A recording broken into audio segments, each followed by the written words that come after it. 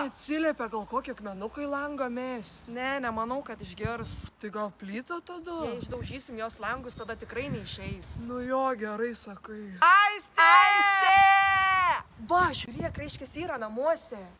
Tai kas jie yra? Nesuprantu, kažkokia pikta. Aistė! Ar jūs galit neberėkut po langais, aš pietukų miegu? Tai einam tukų arba slėpinių pažais. Nenoriu, jūs visada laimit. Tai tada einam kokias nesąmonės su kraidėlėm ant takelio papieš. Tai kad Marius jau pusę kraidėlių suvalgė. O tu neturi kažko kito valgyti. Turiu dadų ledų, nori? Mariau, tu genijus. Rimtai? Aistė, žiūrėk, ką turiu.